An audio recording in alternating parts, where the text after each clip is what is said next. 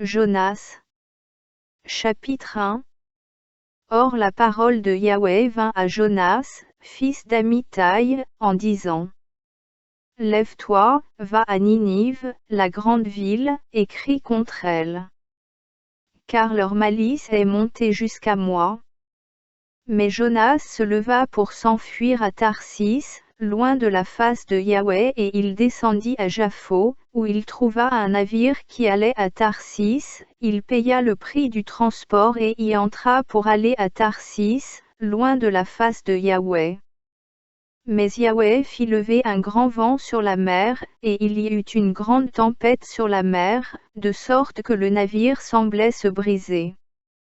Et les mariniers eurent peur, et ils crièrent chacun à son Dieu, et jetèrent dans la mer les objets qui étaient dans le navire pour l'alléger. Jonas descendit au fond du navire, se coucha et s'endormit profondément. Le chef des marins s'approcha de lui et lui dit: Qu'as-tu, dormeur? Lève-toi, crie à ton Dieu. Peut-être ton Dieu pensera à nous et nous ne périrons pas. Puis ils se dirent l'un à l'autre: Venez, tirons au sort pour savoir qui est la cause de ce malheur. Ils tirèrent au sort et le sort tomba sur Jonas. Alors ils lui dirent: Dis-nous quelle est la cause de ce malheur. Quel est ton métier et d'où viens-tu? Quel est ton pays et de quel peuple es-tu? Et il leur répondit: Je suis hébreu et je crains Yahweh, le Dieu des cieux, qui a fait la mer et la terre sèche. Alors ces hommes furent saisis d'une grande crainte, et lui dirent: Pourquoi as-tu fait cela? Car ces hommes savaient qu'ils fuyaient loin de la face de Yahweh, parce qu'il le leur avait déclaré. Et ils lui dirent: Que te ferons-nous pour que la mer se calme? Car la mer était de plus en plus agitée. Il leur répondit: Prenez-moi, et jetez-moi dans la mer, et la mer se calmera, car je sais que c'est moi la cause de cette grande tempête.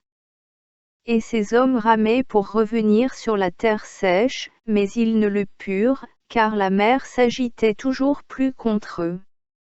Alors ils invoquèrent Yahweh, et dirent: Ô Yahweh, ne nous fais pas périr à cause de la vie de cet homme, et ne mets pas sur nous le sang innocent. Car toi, Yahweh, tu agis comme il te plaît. Alors ils prirent Jonas, et le jetèrent dans la mer. Et la fureur de la mer s'arrêta. Et ces hommes furent saisis d'une grande crainte envers Yahweh, et ils offrirent des sacrifices à Yahweh, et firent des vœux. Jonas. Chapitre 2. Or Yahweh ordonna à un grand poisson d'engloutir Jonas, et Jonas fut dans le ventre du poisson 3 jours et 3 nuits. Jonas pria Yahweh, son Dieu, dans le ventre du poisson.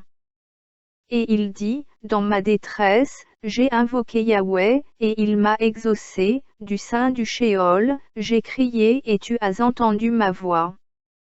Tu m'as jeté dans les profondeurs, au cœur de la mer, et le courant m'a environné, tous tes flots et toutes tes vagues ont passé sur moi. Je disais: Je suis chassé loin de tes yeux. Cependant, je verrai encore le temple de ta sainteté. Les eaux m'ont environné jusqu'à l'âme. L'abîme m'a enveloppé, les roseaux ont lié ma tête.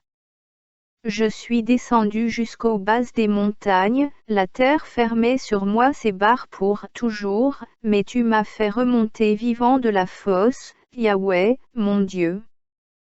Quand mon âme s'était affaiblie en moi, je me suis souvenu de Yahweh, et ma prière est parvenue à toi, jusqu'au palais de ta sainteté.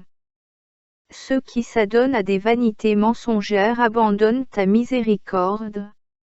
Mais moi, je t'offrirai des sacrifices avec un cri de louange, j'accomplirai les vœux que j'ai faits, car le salut vient de Yahweh. Alors Yahweh parla au poisson, et le poisson vomit Jonas sur la terre sèche. Jonas. Chapitre 3.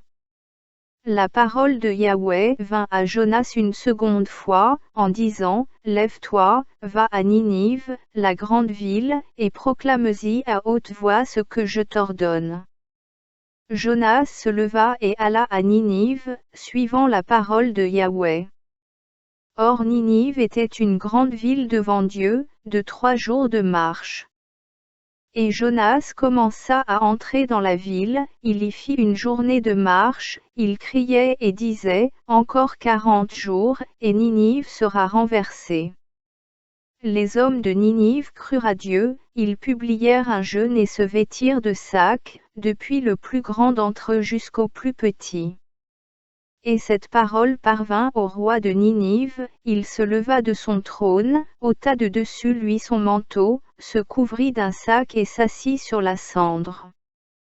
Puis il fit faire une proclamation, et publiée dans Ninive par décret du roi et de ses grands, que les hommes, les bêtes, les buffles et les brebis, ne goûtent de rien, ne pèsent point, et ne boivent point d'eau. Et que les hommes soient couverts de sacs, et les bêtes aussi, qu'ils crient à Dieu avec force, et que chacun revienne de sa mauvaise voie, des actions violentes que ses mains ont commises. Qui sait si Dieu viendra à se repentir, s'il se détournera de l'ardeur de sa colère, en sorte que nous ne périssions point. Et Dieu regarda à ce qu'il avait fait, comment ils s'étaient détournés de leur mauvaise voie. Alors Dieu se repentit du mal qu'il avait déclaré de leur faire, et il ne le fit point.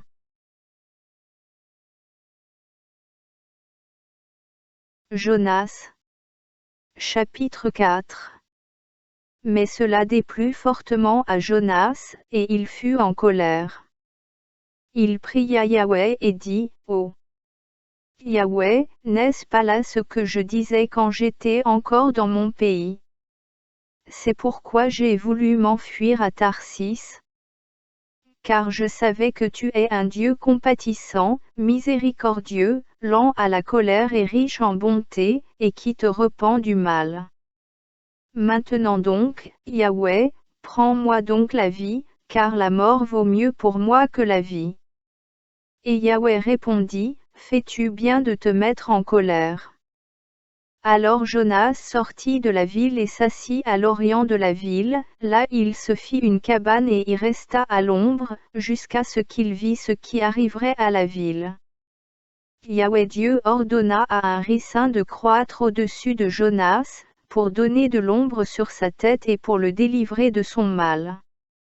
Jonas éprouva une grande joie à cause de ce ricin. Puis Dieu prépara pour le lendemain, lorsque l'aube du jour monta, un ver qui frappa le ricin, et il sécha. Et il arriva que quand le soleil fut levé, Dieu prépara un vent chaud d'Orient qu'on n'apercevait point, et le soleil frappa la tête de Jonas, au point qu'il s'évanouit. Il demanda la mort et dit, La mort est meilleure pour moi que la vie. Dieu dit à Jonas, Fais-tu bien de te fâcher ainsi au sujet de ce ricin? Et il répondit, Je fais bien de me fâcher jusqu'à la mort. Et Yahweh dit, Tu as pitié du ricin pour lequel tu n'as point travaillé et que tu n'as point fait croître, qui est né en une nuit et qui a péri en une nuit. Et moi, n'épargnerai-je point Ninive, cette grande ville, dans laquelle il y a plus de 120 000 hommes qui ne savent point distinguer leur main droite de leur main gauche, et où il y a aussi une grande quantité de bêtes?